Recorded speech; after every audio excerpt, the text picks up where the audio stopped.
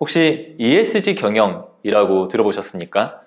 ESG는 환경, 사회, 지배구조의 약자로 이루어진 단어인데요. 요즘 비즈니스에서 가장 중요한 화두 중에 하나이기도 하죠. 여러분은 ESG 경영 기업 하면은 어떤 기업이 먼저 떠오르세요? 아마 주식을 하시는 분들 같은 경우에는 테슬라가 먼저 떠오를 겁니다. 테슬라는 전기 자동차를 만드는 기업이죠. 이 테슬라는 ESG 경영이라는 트렌드에 힘입어서 주가가 굉장히 가파르게 상승을 한 기업이기도 합니다. 정말 듣도 보도 못할 정도로 이 정도의 큰 기업이 이 정도의 상승을 보인다고 할 정도 수준의 정말 놀라운 차트를 보여줬는데요. 우리가 ESG 경영하면은 이 테슬라 말고도 일반적으로는 파타고니아나 올버즈 같은 친환경적인 환경에 포커스가 맞춰진 기업들을 먼저 떠올리곤 합니다. 그런데 오늘은 환경이 아니라 사회와 지배구조에 조금 초점을 맞춰서 이야기를 해보려고 해요. 많은 기업들이 보다 사회적으로 긍정적인 영향력을 발휘하고 또 공정하고 좋은 지배구조를 만들고자 노력하고 있는 것 중에 하나가 바로 다양성에 대한 포용력을 높이는 문화를 만드는 것입니다. 여러분은 다양성 하면 가장 먼저 뭐가 떠오르시나요? 아마 성별 또는 인종 또는 장애 여부 이런 것들이 먼저 떠오르실 거예요. 맞습니다. 이러한 젠더나 장애 그리고 인종, 국가 또 성적 지향성 이런 것들이 바로 다양성에 해당하는 것들이죠. 일반적으로 생각하는 그 다양성에 해당하는 흑인이나 혹은 여성 그리고 장애인 그리고 성소수자 같은 경우에는 우리가 사회적으로도 약자이자 소수자에 해당하는 사람들입니다. 기업이 이런 소수자, 약자를 채용하는 것은 굉장히 큰 사회적 의미가 있는데요. 이것은 단순히 사회적인 의미에만 국한되어 있지는 않습니다. 예를 들어 볼게요. 1988년에 태어난 남성 2명이 있다고 가정해 보겠습니다. 이 2명은 같은 시각으로 세상을 바라볼까요? 아마 그렇지 않을 확률이 높을 겁니다.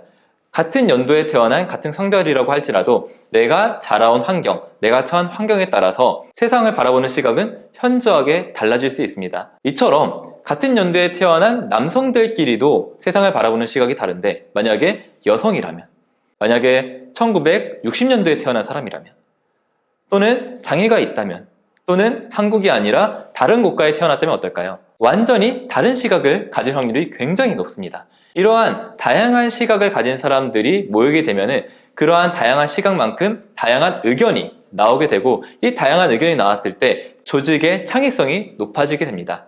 조직의 창의성이 높아지게 되면 보다 창의적인 제품, 보다 창의적인 서비스를 바탕으로 더 많은 매출을 올릴 수 있게 되는 기회가 만들어질 수 있는 것이죠. 그래서 세계 1등 기업이라고 할 수 있는 애플 같은 경우에는 채용 과정에서부터 보다 다양한 사람들을 채용하기 위한 노력을 하고 있고요. 유한 킴벌리 같은 경우에는 여성이 보다 일에 잘 몰입할 수 있는 문화를 만들기 위해서 굉장히 노력을 하고 있습니다. 또 우리가 자주 가는 카페 중에 하나죠. 스타벅스 같은 경우에는 아마 스타벅스를 자주 가시는 분들은 아실 거예요. 바리스타인데 장애를 갖고 계신 분들이 바리스타로서 일을 하고 계십니다. 근데 스타벅스 같은 경우에는 그분들이 단순히 바리스타로만 일을 하는 것이 아니라 실제로 그분들이 승진을 해서 중간 관리자 같은 분들도 꽤 많습니다. 또 자연주의 코스메틱 브랜드인 러쉬 같은 경우에는 여기서 한 발짝 더 나아가서 성소수자에 대한 채용도 적극적이고요. 심지어 퀴어 퍼레이드에 참여를 하기도 하죠. 또 일반적으로 기업에서는 결혼을 하는 사람에 대한 제도는 마련이 되어 있습니다. 하지만 요즘에 많은 사람들이 비혼을 선택을 하고 있죠. 결혼에 대한 제도는 마련되어 있지만 비혼주의자에 대한 제도는 마련되어 있지 않은 기업들이 대다수입니다. 그런데 러쉬 같은 경우에는 비혼주의도 하나의 라이프 스타일로서 그 다양성을 존중하자라는 의미로 결혼을 하는 사람에게 주는 복지 혜택과 동일한 수준의 복지 혜택을 주는 제도를 마련을 해놨다고 합니다. 이처럼 많은 기업이 조직 내 다양성을 위해서 많은 노력을 하고 있는데요. 근데 만약에 여성에 대한 장애인에 대한 다른 국가, 인종에 대한 그리고 성소수자에 대한 차별이 조직 내에 만연하다면 과연 이 다양성은 의미가 있을까요? 물론 의미가 아예 없지는 않을 겁니다. 하지만 그들의 의견이 존중받지 못하고 그들의 의견이 수용받지 못한다면 그들은 더 이상 의견을 말하지 않을 거고요. 그렇게 단편 일률적인 의견만 나오게 된다면 사실상 의미가 없어지겠죠. 그래서 다양성과 포용성에서 다양성보다 중요한 것이 바로 포용성입니다. 그래서 우리는 조직 내에 이 다양성에 대한 포용성을 높이기 위한 문화를 만들기 위해서 부단히 노력을 할 필요가 있는데요. 조직 문화에는 한 가지 특징이 있습니다. 바로 위에서 아래로 흐른다는 겁니다. 우리가 가정을 생각해보면 가정의 문화는 주로 누가 만드나요? 부모님이 만드시죠. 왜냐하면 부모님이 가정 내에서 가장 큰 권력을 가지고 있으니까요. 조직도 마찬가지입니다. 조직의 문화도 리더가 만듭니다. 왜냐하면 리더가 권력을 가지고 있으니까요. 그래서 이러한 조직 문화를 만들기 위해서는 다양성에 대해서 포용할 수 있도록 하는 리더십 교육을 진행을 해야 되고요. 이 리더십 교육은 최상위 리더부터 이루어져야 됩니다. 아무리 중간급에서 좋은 조직 문화를 만들기 위해서 노력을 한다라고 하더라도 최상위 리더가 조직 문화에 얼라인되지 않은 행동, 말, 그리고 의사결정을 하게 되면은 사실 이 중간에서 노력하는 것은 의미가 없어지거든요. 왜냐하면 최상위 리더가 가장 큰 권력을 가지고 있으니까요. 그렇기 때문에 조직 문화에서는 최상위 리더가 이러한 조직 문화의 중요성을 인식하는 것, 그리고 그러한 조직 문화에 얼라인된 리더십을 발휘하는 것이 굉장히 중요합니다. 그래서 조직 내에 다양성에 대한 높은 표현력을 가지기 위한 문화를 만들기 위해서는 4가지 단계를 거칠 필요가 있습니다. 바로 인식, 학습, 실천, 유지 및 개선인데요. 첫 번째는 인식입니다. 인식은 평가와 진단의 영역이에요. 우리가 내비게이션을 생각을 해보면 어디를 갈지 목적지를 설정하는 것도 중요하지만 그보다 더 중요한 것은 내가 현재 어느 위치에 있는지를 아는 것이 매우 중요합니다. 이처럼 180도 혹은 270도, 360도 진단 및 평가를 통해서 현재 우리 조직에 그리고 조직 구성원 개개인의 다양성과 포용력의 수준이 어느 정도가 되는지 현재 위치를 체크하는 것이 가장 우선적으로 이루어져야 되는 활동입니다. 이렇게 진단과 평가, 인식을 하고 나면은 이제 학습의 단계로 넘어가야죠. 학습은 교육과 트레이닝의 영역입니다. 실제로 조직 내의 다양성에 대한 포용력을 높이기 위해서 필요한 지식들을 알아보고 그래서 이것을 업무 현장에서 어떻게 활용해야 되는지에 대해서 트레이닝을 받는 것, 이것이 있어야 실제로 업무 현장에서 다양성에 대한 높은 포용력을 가진 리더십과 커뮤니케이션 스킬을 발휘할 수 있겠죠. 이렇게 학습의 단계가 끝나게 되면은 실천의 단계로 넘어가야 됩니다. 실제로 업무 환경에서 내가 교육받은, 내가 트레이닝 받은 내용을 직접 실천을 해보는 거죠. 왜냐면 우리가 교육을 받고 트레이닝을 받는 이유는 실제로 업무 환경에서 그러한 문화가 형성되기를 바라기 때문이잖아요. 그래서 실제로 내가 학습한 내용을 바탕으로 업무 환경에서 실천을 해보다 보면 아마 잘 되는 것도 있을 거고 안 되는 것도 있을 거예요. 또 누군가는 굉장히 잘할 거고 누군가는 굉장히 어려움을 겪을 겁니다.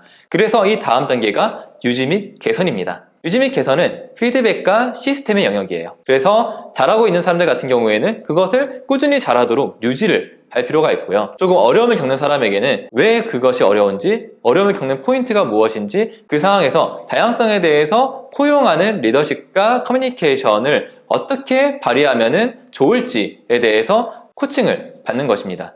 그리고 시스템적으로도 이것이 장기적으로 계속 우리의 문화가 되게끔 구축을 해야 되는데요. 가장 좋은 방법은 인사평가 기준에 다양성과 포용성에 대한 기준을 포함하는 거예요. 그러면 내가 좋은 인사평가를 받기 위해서는 이러한 노력을 앞으로 꾸준히 해야겠구나 라는 것을 인지하게 되고 장기적으로 그러한 행동을 하기 위해서 노력을 하게 되겠죠. 이 4가지 단계는 사실 완전히 구분되어 있지 않습니다. 인식 단계에서 학습과 유지 및 개선이 일어나기도 하고요. 학습 단계에서 인식과 실천과 유지 및 개선이 일어나기도 하고요. 마찬가지로 유지 및 개선 단계에서도 인식과 학습이 일어납니다. 그래서 이 4가지 단계는 완전히 구분되어 있다라기보다는 유기적으로 연결되어 있다라고 보시면 좋을 것 같습니다. 그런데 사실 이것은 HR의 영역이죠. 그러면은 리더는 그냥 HR이 이러한 교육을 설계할 때까지 마냥 기다리면 될까요? 그렇진 않을 겁니다. 리더 개인도 내 개인의 다양성에 대한 포용력을 높이기 위한 노력을 할 필요가 있는데요. 다양성과 포용성에서 가장 중요한 2가지 키워드는 바로 존중과 배려입니다. 그래서 리더는 팀원들을 존중하고 배려하는 리더십과 커뮤니케이션을 발휘할 필요가 있는데요. 보다 구체적으로 들어가 보자면 첫 번째는 집단이 아니라 개인으로서 팀원을 바라봐야 합니다. 우리는 모두 편견을 가지고 있어요. 여성에 대한 편견, 남성에 대한 편견, 성소수자에 대한 편견, 다른 국가에 대한 편견, 이런 편견들이 있는데요. 이러한 무의식적인 편견들이 무의식적인 차별을 만들곤 합니다. 그런데 우리가 사람을 볼 때는 그런 집단적 특성이 먼저 보이기 때문에 우리가 의식적으로 집단적 특성이 아니라 개인으로서 그 사람을 바라보기 위한 노력을 할 필요가 있는데요. 혹시 MBTI 해보셨나요? MBTI는 일종의 심리 진단이라고 볼 수 있는데 MBTI는 당신이 여자입니까?